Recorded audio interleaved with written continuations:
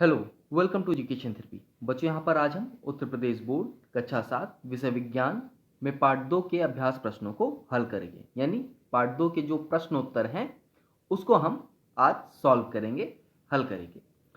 अगर आपने पार्ट 2 का जो एक्सप्लेनेशन है उसकी वीडियो नहीं देखी है तो डिस्क्रिप्शन में आपको प्लेलिस्ट की लिंक मिल जाएगी। आप कक्षा 7 की प्लेलिस्ट ओपन करिएगा और आपको अब तक मैंने जितने भी पार्ट पढ़ाए हैं उन सभी पार्ट के एक्सप्लेनेशन और साथ साथ उनके जो क्वेश्चन आंसर हैं या अभ्यास प्रश्न हैं वो सारे आपको उस प्लेलिस्ट में मिल जाएंगे। तो चलिए स्टार्ट करते हैं समय न गवाते हुए। पार्ट 2 का नाम है हमारा रेसे से वस्त्र तक। तो इसके अभ्यास प्रश्नों को हम स्टार्ट करते हैं सॉल्व करना। तो यहाँ पे पहला जो प्रश्न है इसमें हमें सही गलत का निशान लगाना है। तो ऑलरेडी मैंने लगा दिया है। इसमें हम देखते हैं ऊन धारण करने वाले जंतु हैं। तो इसमें ऊंट, याक, अल्पेका, लामा, अंगोरा बकरी, कश्मीरी बकरी, ये सब क्या है? ये सब ऊन धारण करते हैं। यानी इन सभी जो जानवर हैं ये जो जंतु हैं इन सभी के जो बाल होते हैं उनसे हम ऊन निर्मित करते हैं। ठीक है, ऊन प्राप्त होता है, एक तरह से कह सकते हैं इन सभी से हमें ऊन प्राप्त होता है। तो यहाँ पे उत्तर हमारा हो जाएगा उपरोक्त सभी। यानी जितने भी ऊपर दिए गए ऑप्शंस हैं वो सारे से उन सभी से हम ऊन प्राप्त करते हैं, यानी ऊन धारण करने वाले जंतु हैं वो। ठीक है, अगला देखते हैं। भेड़ तथा रेशम कीट होते हैं। अब भेड़ और रेशम कीट क्या है? ये होते हैं शाकाहारी। भेड़ भी शाकाहारी होती है और रेशम के कीट जो होते हैं वो भी शाकाहारी होते हैं। भेड़ भी घास पत्ते यही सब खा के जिंदा रहती है और रेशम का कीट भी शहतूत के पत्तों पर जिंदा रहता है। आगे देखते हैं। भेड़ के रेशों की चिकनाई, धूल, गर्द निकालने के लिए की जाने वाली प्रक्रिया को कहते हैं या क्या कहलाती है? तो उसको हम अभिमार्जन कहते हैं। तो हमारा पहला ऑप्शन सही है। इसके बाद रेशम है। रेशम क्या है? रेशम जंतु रेशा है। ठीक है, जिसको हम जंतु रेशा या जंतु से प्राप्त होने वाले रेशे कहते हैं। तो रेशम एक प्रकार का जंतु रेशा है। तो हमारा सा वाला ऑप्शन सही होगा। अब आते हैं रिक्त स्थानों पे। प्रश्न नंबर 2 जिसमें हमको रिक्त स्थान भरने हैं। तो यहाँ पे पहला देखिए, ऊन सामान्यतः पालतू भेड़ों के त्वचीय बालों से प्राप्त किया जाता है। अगला देखिए, ऊन के रेशों के बीच वायु रुककर ऊष्मा की कुचालक या ऊष्मा का कुचालक का कार्य करती है। अब देखिए, ऊन का स्वेटर हम पहनते हैं। स्वेटर हम क्यों पहनते हैं? ताकि हमको ठंडी ना लगे। अब देखिए, बाहर का मौसम ठंडा होता है तब हम स्वेटर पहनते हैं और स्वेटर पहनते हैं तो हमारे शरीर का जो तापमान है वो तापमान बाहर नहीं निकल पाता, स्वेटर में फंस के रह जाता है, जिससे हमारा शरीर गर्म रहता है। तो यहाँ पे क्या होता है कि जो वायु होती है वो ऊष्मा का कुचालक का कार्य करती है और इसी कारण जो हमारे शरीर और स्वेटर के बीच में जो ऊष्मा होती है वो बाहर नहीं जा पाती और हमारा शरीर गर्म रहता है। ठीक है, चलिए आगे देखते हैं अगला प्रश्न। रेशम प्राप्त करने के लिए रेशम कीट पालन विज्ञान को हम क्या कहते हैं? सेरीकल्चर कहते हैं। ठीक है, अगला देखिए, प्यूपा के चारों ओर रेशम ग्रंथि से स्रावित पदार्थ से लिपटी संरचना को हम कोया या कोकून कहते हैं। इसके बाद रेशम उद्योग के कारीगर एंथ्रेक्स, ये एंथ्रेक्स है। ठीक है, एंथ्रेक्स थोड़ा सा अलग लिख गया है, ये है एंथ्रेक्स नामक जीवाणु द्वारा संक्रमित हो जाते हैं। ठीक है, इसके बाद प्रश्न नंबर 3 पर आते हैं जहां पे हमें सही गलत का निशान लगाना है। तो पहला देखते हैं। पहला है, कश्मीरी बकरी के बालों से पश्मीना ऊन की सालें बनाई जाती हैं। तो ये सही है हमारा।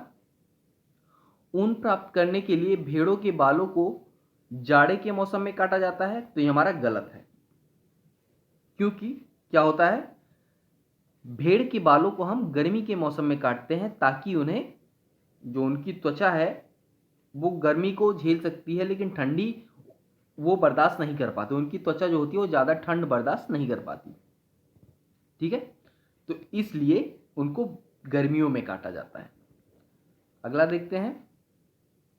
अच्छी नस्ल की भेड़ों को जन्म देने के लिए मुलायम बालों वाले विशेष भेड़ों का चयन किया जाता है। इस प्रक्रिया को वर्णात्मक प्रजनन कहते हैं या कहलाती है। तो ये सही है हमारा। सिल्क का धागा प्राप्त करने के लिए प्यूपा से वयस्क कीट बनने से पूर्व ही कोकून को उबलते पानी में डाला जाता है। ये भी सही प्रक्रिया है, सही है। रेशम कीट के अंडे से प्यूपा निकलते हैं, गलत। रेशम कीट के अंडे से लार्वा निकलते हैं या इल्ली बोलते हैं जिसको। अगला देखते हैं जिसमें हमें सही मिलान करना है। प्रश्न नंबर 4 में अभिमार्जन क्या है? काटी गई ऊन की सफाई की एक प्रक्रिया है। कोकून क्या है? रेशम कीट जो रेशम के रेशे उत्पन्न करता है। कोकून से ही तो रेशम का रेशा प्राप्त करते हैं, ठीक है। याक क्या है? एक प्रकार का जंतु है जो ऊन देने वाला जंतु है। सहतूत की पत्तियां रेशम कीट का भोजन होती हैं। रीलिंग क्या है? रेशम की जो रेशे होते हैं उनको संसाधन करने की उनका एक चरण है, कह सकते हैं, ठीक है। आगे देखते हैं अगला प्रश्न है 5वां का पहला देखते हैं। ऊन किसे कहा जाता है? उन जंतुओं के नाम लिखिए जिनसे ऊन प्राप्त किया जाता है। तो उत्तर देखिए, सामान्यतः भेड़ की त्वचा के बाल से प्राप्त किए जाने वाले मुलायम घने रेशों को ऊन कहा जाता है। तो यहाँ पे जंतु क्या है? भेड़ है। और क्या प्राप्त होते हैं? ऊन। भेड़ के बालों से हम ऊन प्राप्त करते हैं। इसके बाद हम देखते हैं ऊन प्रदान करने वाले भेड़ों की कुछ भारतीय नस्लों के नाम लिखिए। तो यहाँ पे इसका उत्तर हम देखते हैं, जम्मू कश्मीर के पहाड़ी क्षेत्रों में पाई जाने वाली अंगोरा बकरी तथा कश्मीरी बकरी से ये ऊन प्राप्त होते हैं। ये भारतीय नस्ल है, ठीक है। भारत में जम्मू कश्मीर की जो बकरियां हैं, एक अंगोरा बकरी और कश्मीरी बकरी, इनसे ऊन प्राप्त करते हैं। इसके बाद अगला देखते हैं हम, वर्णात्मक प्रजनन से आप क्या समझते हैं? तो भेड़ की जिन नस्लों के शरीर पर घने बाल होते हैं उनका अच्छी नस्ल की भेड़ों के साथ जन्म देने के लिए जनक के रूप में चयन करने की प्रक्रिया को ही हम वर्णात्मक प्रजनन कहते हैं। इसके बाद आते हैं नेक्स्ट क्वेश्चन पे। जाड़ों में ऊनी वस्त्रों को पहनना क्यों आरामदायक होता है? तो इसका कारण हम जान लेते हैं। चलिए देखते हैं उत्तर। ऊनी रेशों के बीच वायु अधिक मात्रा में भर जाती है जो ऊष्मा की कुचालक की भांति कार्य करने लगती है। इस प्रकार सर्दी के मौसम में ऊनी वस्त्र पहनने पर शरीर का तापमान स्थिर हो जाता है और ठंड नहीं लगती। कारण है क्योंकि जो हवा है वो अंदर की ऊष्मा को अंदर ही रहने देती है, बाहर नहीं जाने देती, ठीक है। जिसके कारण जाड़ों में ऊनी वस्त्र पहनना आरामदायक होता है। इसके बाद नेक्स्ट क्वेश्चन देखते हैं। रेशम प्राप्त करने के लिए रेशम कीट के कोकून को उबलते पानी में डालना क्यों आवश्यक है? कारण बताइए इसका। तो इसका कारण देख लेते हैं।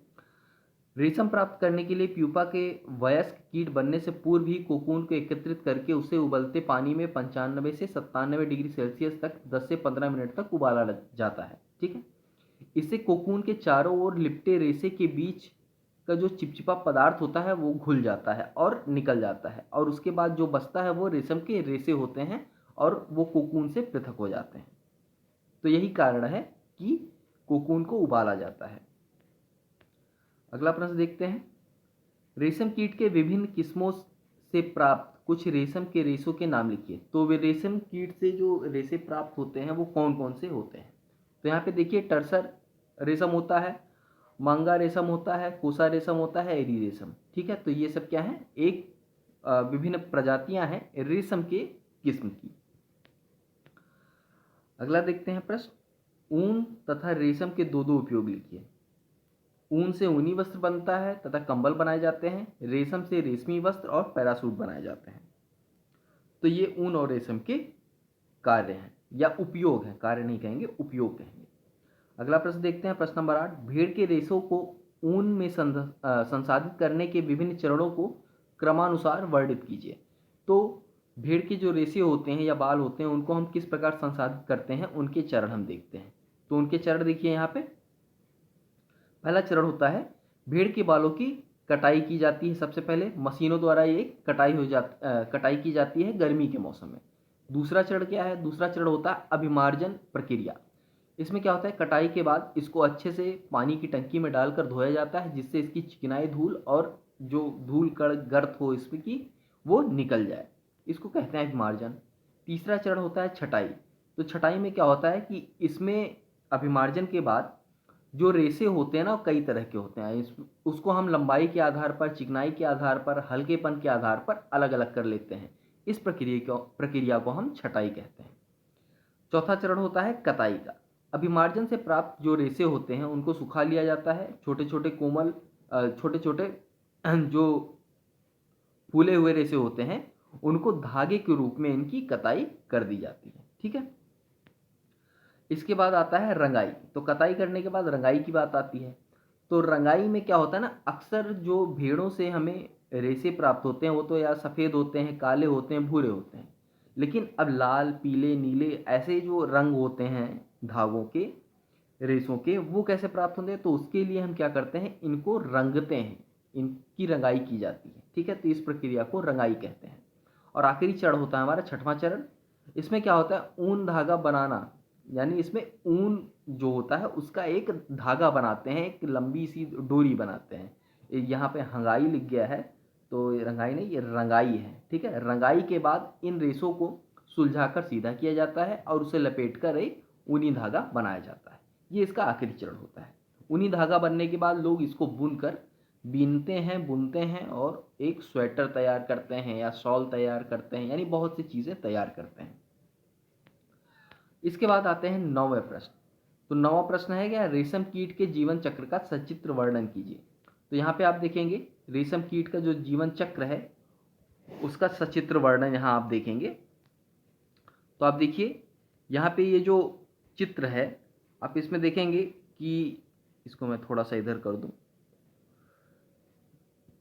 कि सबसे पहले पत्ती पे रेशम जो सहतूत के पेड़ होते हैं उस पे एक वयस्क रेशम अंडे देता है। ठीक है। अंडे यहाँ पत्ती के पीछे चिपके होते हैं।